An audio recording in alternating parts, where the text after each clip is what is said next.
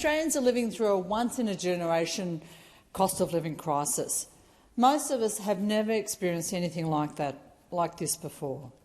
It's a really tough time for many people, and it's a time when we can either decide to pull together or to swim alone.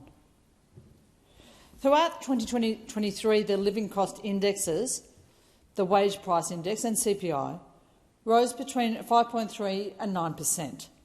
Households dependent on income from wages and from salaries recorded the highest annual rise in living costs of all household types at 9%. This at a time that our mortgage interest rates were increasing by 68%. The cost of living in Australia is now greater than 87% of countries around the world.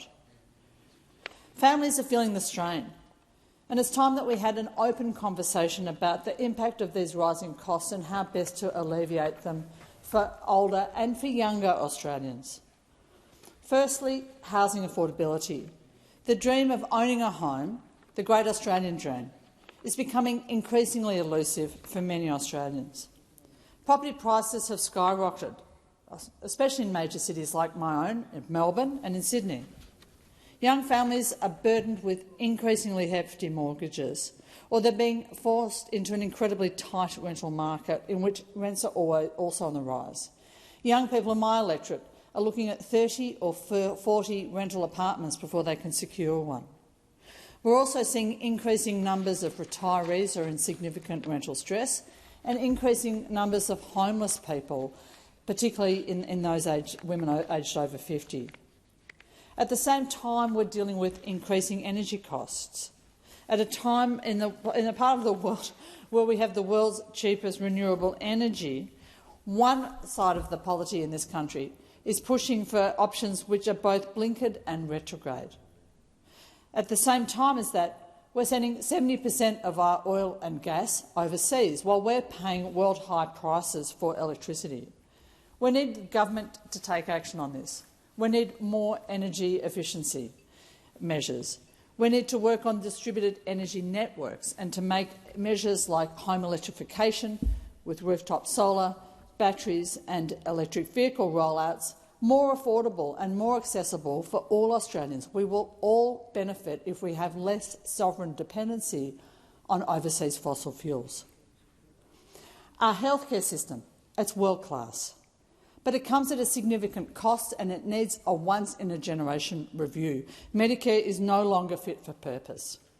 At the same time, rising health insurance premiums and out-of-pocket expenses for medical treatments, as well as increasing cost of prescription medicines, are impacting all of us.